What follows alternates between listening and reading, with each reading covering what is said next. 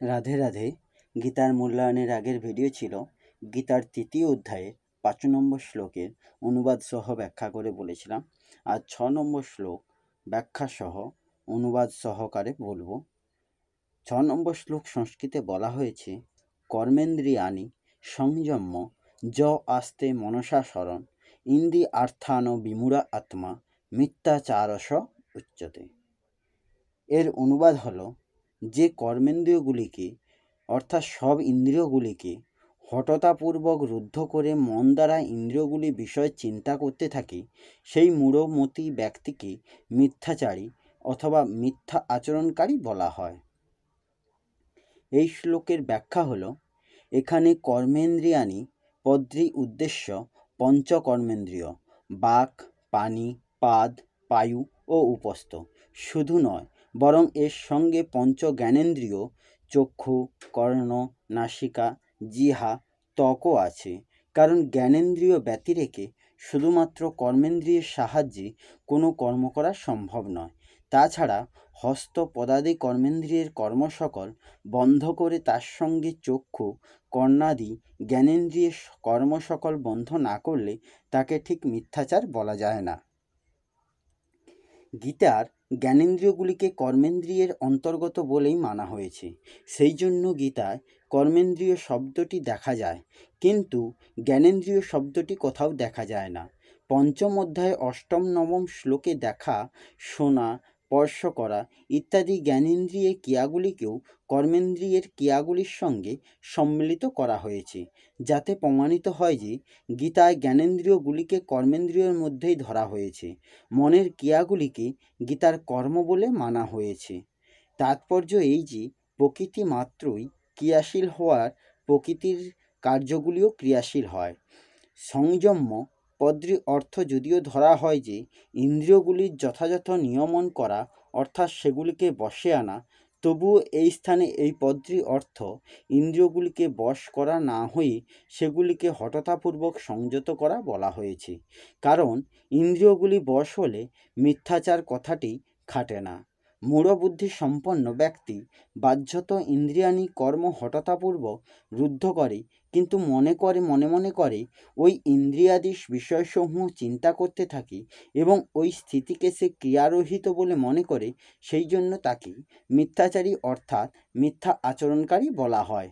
যদিও সে ইন্দ্রিয়াদির বিষয়গুলি বাহ্যত বর্জন করেছে এবং মনে করেছে যে আমি কর্ম করি না, তবুও এই অবস্থাতে সে প্রকৃতপক্ষে কর্মরহিত হয় না। কারণ বাহ্যত ক্রিয়ারহিত মনে হলেও অহং, কর্তৃত্ব, মমত্ব এবং কামনাবশত বিষয়চিন্তার ফলস্বরূপ তার বিষয়ভোগ রূপ কর্ম অব্যাহত থাকে। সাংসারিক ভোগগুলি বাহ্যভাবে ভোগ করা যায়, আবার মানসিকভাবেও ভোগ করা যায়। আসক্তিপূর্বক বাহ্যভাবে ভোগ করলে অন্তঃকরণে ভোগের যেরূপ সংস্কার তৈরি হয়, মানসিকভাবেও যদি আসক্তিপূর্বক ভোগের চিন্তা করা হয় সেইরূপ সংস্কারই হয়ে থাকে।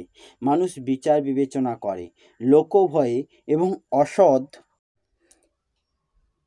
ব্যবহার করে ফেলার লজ্জায় অনেক সময় বাহ্যভাবে ভোগ বর্জন করে, কিন্তু তার মানসিক ভোগের ক্ষেত্রে বাইরে থেকে বাধা আসে না।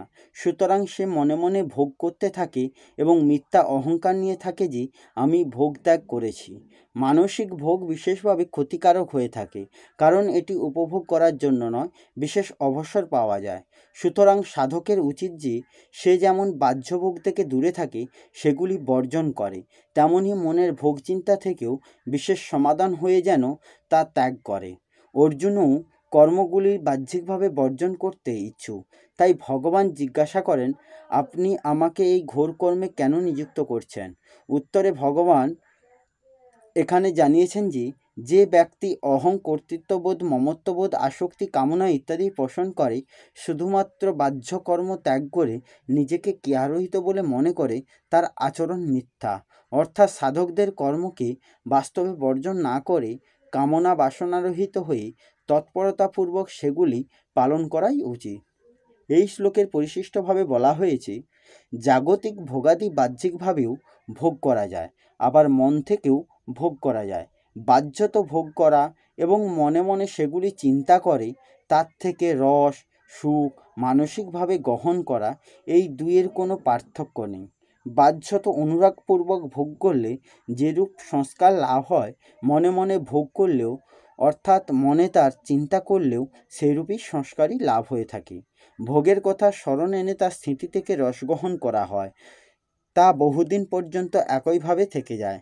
সুতরাং অতীত ভোগের চিন্তা মানসিকভাবে সুখভোগ করলেও তা নতুন ভোগের পথই প্রভাব ফেলে। শুধু তাই নয়, মনে মনে ভোগের চিন্তার রস গ্রহণ করাতে বিশেষভাবে ক্ষতিও হয়, কারণ মানুষ লোকলজ্জায় ব্যবহারে ভুল ত্রুটির জন্য অনেক ভোগ বাহ্যত করতে পারে না, কিন্তু মনে মনে ভোগ করায় সেই সব বাধা থাকে না।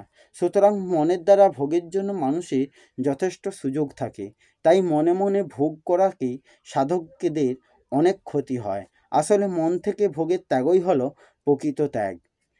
এই হলো গীতার 3য় অধ্যায়ের 6 নম্বর শ্লোকের ব্যাখ্যা সহ পরিশিষ্ট ভাব। আসবো পরের ভিডিওতে। রাধে রাধে। জয় শ্রীকৃষ্ণ। জয় গীতা।